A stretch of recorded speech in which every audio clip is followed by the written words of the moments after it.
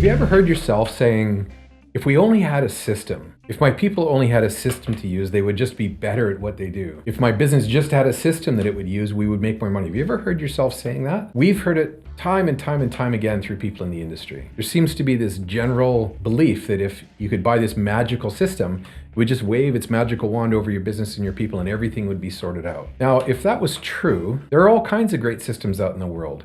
Many of these systems we found people actually have in their business. They've purchased these systems, they bought them, they've tried to implement them, and yet the business is still struggling with all those things that the system was meant to solve. So why is this? What's the reason for this? Why doesn't a system solve these problems? This really needs to be a topic for conversation throughout the entire industry, because we've come through many years where we didn't have any of these great systems. We didn't have technology and fancy computer systems. And some businesses back years ago did really well and some businesses didn't, just like today. So what's really missing? What's the real key to the success of a successful business?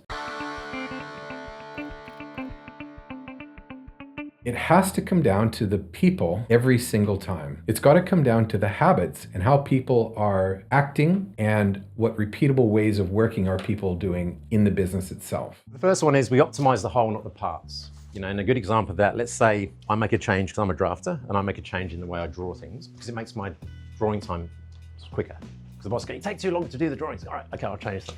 I change the templates, I change the layout, and then I've got the guys walking in from the office going, "What the hell's this? I don't understand this anymore. I used to do really good drawings, now they're like this, I don't get them. It's not calling out the hardware, I'm having to search through things, it's not working for me." So that's where we've done a localized optimization that might save someone 2 or 3 hours a job, but we now push that problem somewhere else, and there's been no global benefit, no business benefit, because saved 2 hours here, wasted another 4 hours here now because of the change. And maybe the drafter's not aware of that until enough people come in, knock on his door and go, "Hey, it's not working for us." We've seen all kinds of businesses that have terrible systems, maybe some really old Excel spreadsheets, those sorts of things that we know are not new or sophisticated in any way. But the business is operating at a level where people are using these things exceptionally well. I was reflecting the other day on how to define a system, like what does the word actually mean? In our training at the Joinery Coach, we often talk about system thinking. And it really starts with the thinking first. It starts with, how do you think in your brain first? How do you act in a systematic way first? So whatever computer system you plan to use in that situation will work for you. But it starts with how you think and act, not with what you use and the computer system itself. It might be a piece of machinery that has a system in it. So we often talk about system thinking and what it takes to get people to have system thinking in their brain and in their body and in their habit of how they do things on a daily basis. That's why we need this next one, cross-functional collaboration. We actually did a session where the drafter and the team and maybe even the installers all signed to look through some drawings and marked up what they actually need off that drawing pad. We've done this exercise a few times when we come to see clients. And the drafter's got to be open for feedback, because the truth is, you've got to think your drafting team as like an external business, but they've got to be as good as someone you pay externally to draft. You've got to ask yourself, if my drafter was working that team, would I hire him after with the kind of work he's giving us now? If the answer is no, then you need to improve that process, because you should expect the same from an internal employee as you would for someone you're paying externally, because if they're good at what they do, they should be able to provide that service to you, right? Hard thing to think, right? Because it's challenging people. Like, you're saying I'm not a good drafter. No, I'm not saying that. I'm saying if you're really a professional and you enjoy what you do, then whether you work in a company that is internal or whether you work as a consultant or an external person, you should be able to do the same quality of work. So cross-functional collaboration is really key to achieve this, because if we do work in silos, we'll just improve our own thing and it might look good on paper, but there's some negative effect somewhere else. And worst person we want to give that problem to by doing a localized improvement is the installer. They're right in front of the client, all eyes on them. They feel a lot of pressure. They don't want to be stuffing up, going back to site, getting parts. It just makes you look like you've not really got your act together. So we want to make sure everything leading along the way gives the perfect outcome in installation and an ideal outcome in assembly.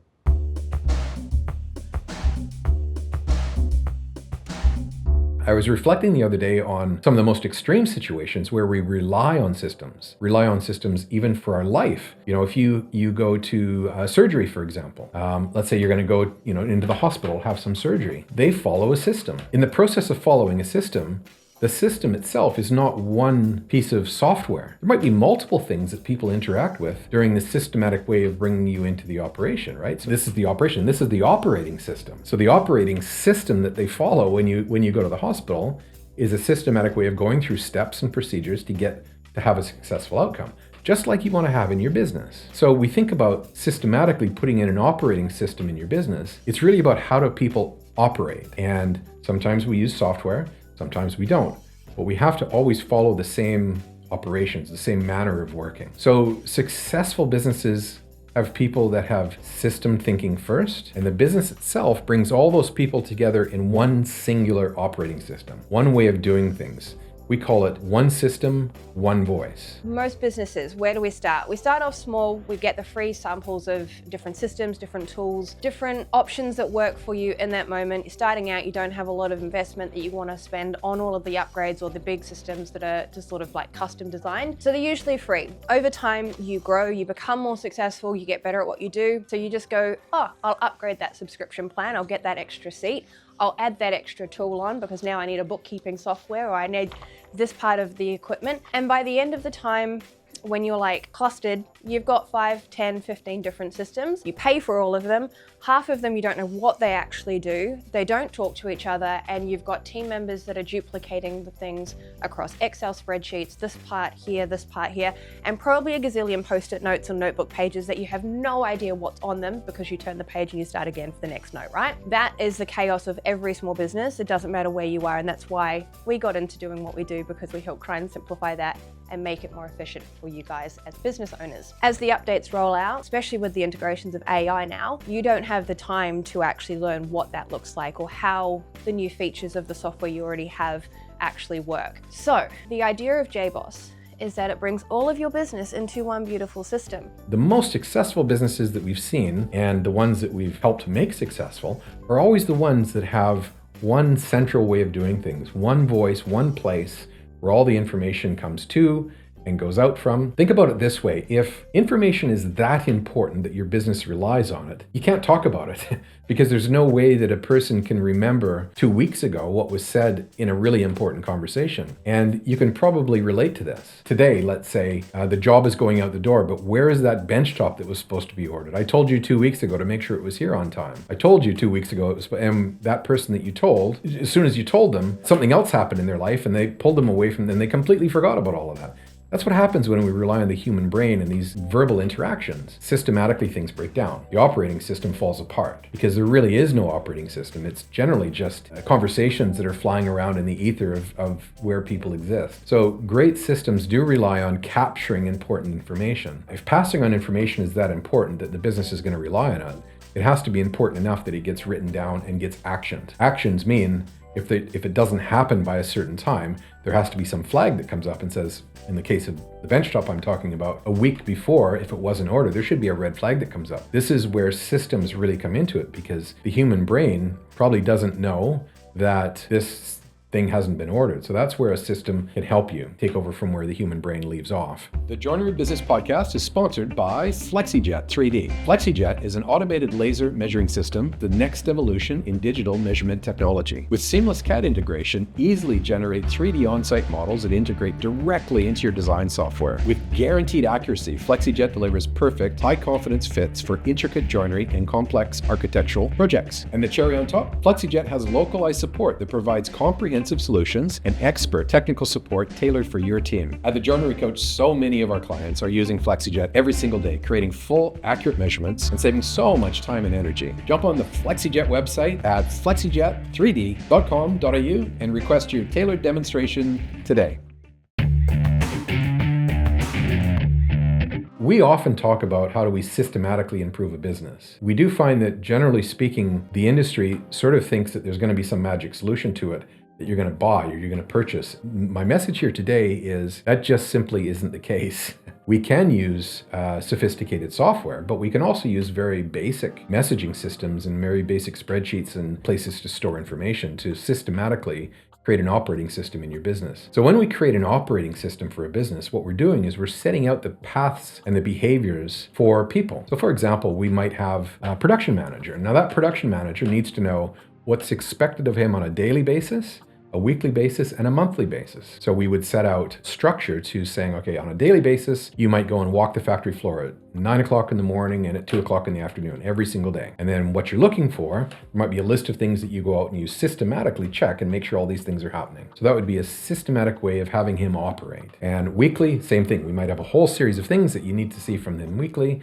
and monthly. Now, if I'm working for you as that production manager and I have this set out structure of what you expect from me on a daily, weekly, and monthly basis, and I make sure that I'm going and doing it every time, and I make sure that when I do it, there's a notification to say, hey, I've gone and done this, and here's what I found, then we have this interaction of communication, because the next most popular thing for people to say is, we just need to improve communication. And again, the fallback or the default thought of that is, we just need to tell people more stuff.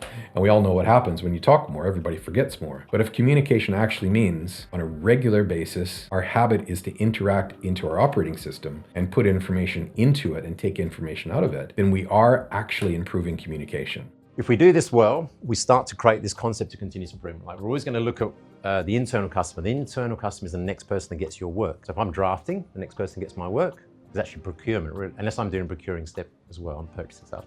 Is actually the machinist. So he's getting code from me to cut parts. That's my customer. And so I should be going, hey, how are the parts coming out today? How's the code look? Is everything coming out good? If we really care about our internal customer, we have really good this and really good this. And unfortunately in business in general, and I've worked in many design manufacturing companies, there is a bit of a kind of informal hierarchy.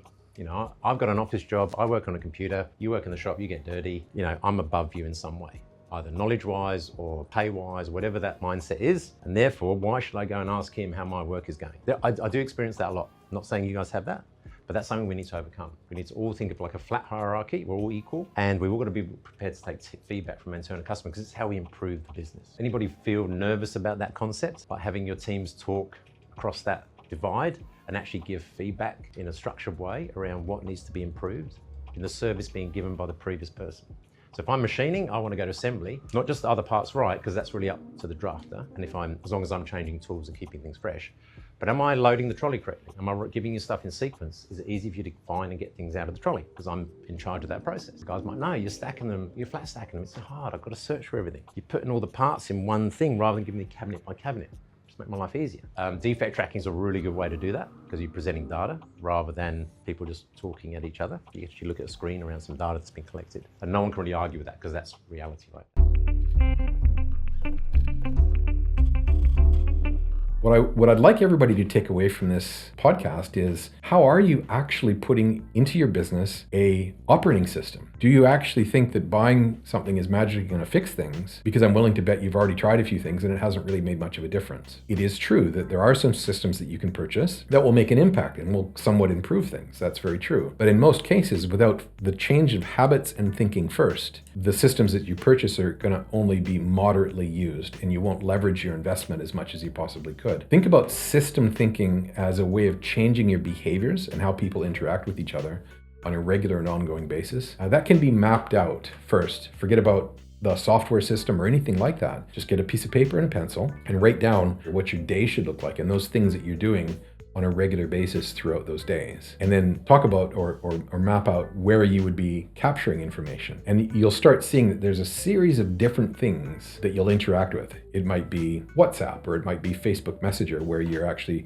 capturing information on site and putting it into a group chat. The way it works is you draw the problem statement at this end. So it might be, someone give me a problem that you're experiencing. Edge tape peeling off. Edge tape peeling, right? So you go edge tape peeling off. That's be the problem, because you've seen it in your data. It's like number one problem, edge tape issues. And number one is it not adhering properly. And this is one where you would get the people that are familiar with that process. So I bring the guy who does the edging, because he's the facts, he's watching this thing happen. I might also bring in anybody else who's had experience around that process. I'm not looking for a solution yet. I'm just looking for all the potential problems and populating this tree. So what I might say is there anything in the material that can cause the edge tape not to stick? So I might go, oh, what if the wood's swollen or it's got too much moisture in it? Or if the edge is not right, all right? So that goes under material, swollen or over high moisture content panels, right? The edge tape won't stick to that. Cool, yeah, that's a possibility. That could lead to that problem. Then we go through, maybe go environment. I goes, I've noticed some really cold mornings, the glue pot doesn't warm up quick enough, and it's the first couple of parts, it's just coming off really easily. But after we've been running half an hour, it gets better. All right, so cold days. Cold days affecting glue warm-up cycle. So what could be something wrong with the method, like the way he's loading it or pushing or feeding it through, that could cause edge tape not to stick? Pressure roll set at the right distance. I have set for 2mm edging and he's running one. Perfect, right? So you just throw that in there, right? It's very easy to populate problems because we all have problems on the tip of our tongue.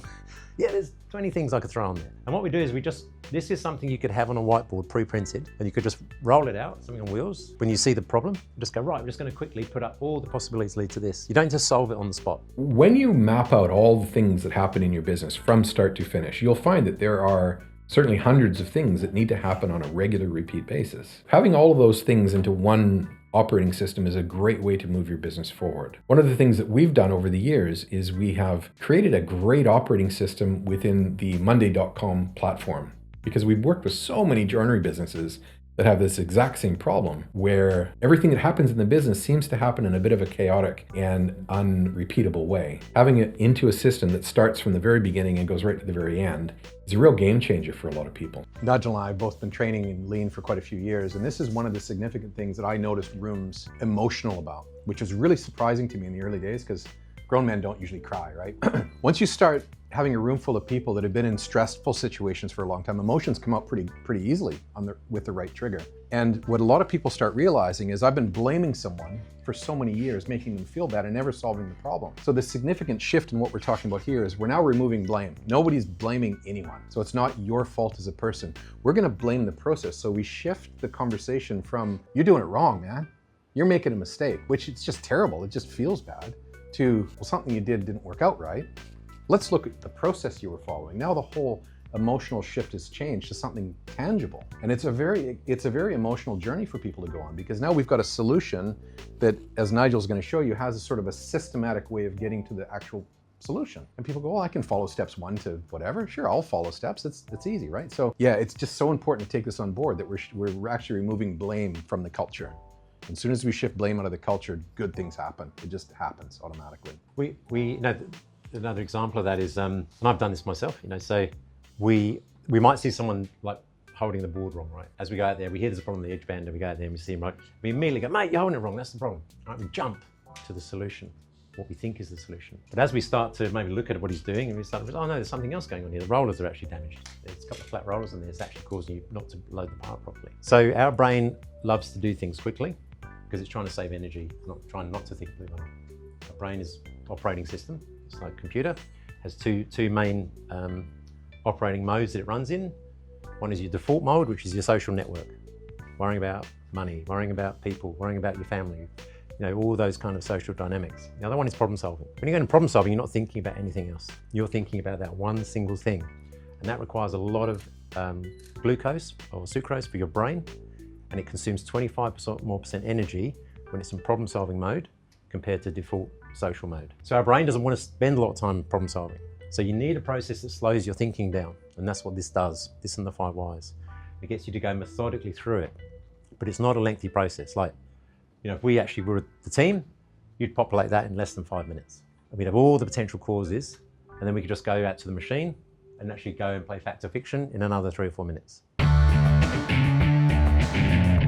Well, the one thing that we've learned over the years is, of the hundreds and hundreds of joinery businesses that we worked with, everybody needs to have a central operating system and a way of doing things. Now here's the good news. At the end of June, we're having our JBI, Joinery Business Intensive. We do this every year. We bring all our members together for 2 days and invite the general public to attend. And this year we've partnered with Biesse in Sydney at their amazing Material Hubs facility. If you've ever been there, you'll know it's great. If you haven't been there, you really need to be there. So this year, our JBI is in this amazing facility where you're going to be surrounded by all kinds of fun machinery, a great facility just to be in for a couple of days, and you're going to be surrounded by a whole ton of joinery businesses and manufacturing businesses just like yours, where you can bounce ideas off of and just get some great ideas. And in this particular JBI, we're going to be talking very, very, very specifically about how to put together a very customized and specific business operating system for each business that we work with. It's going to be great. It's going to be a really, really fun couple of days, because now we have all the tools available to us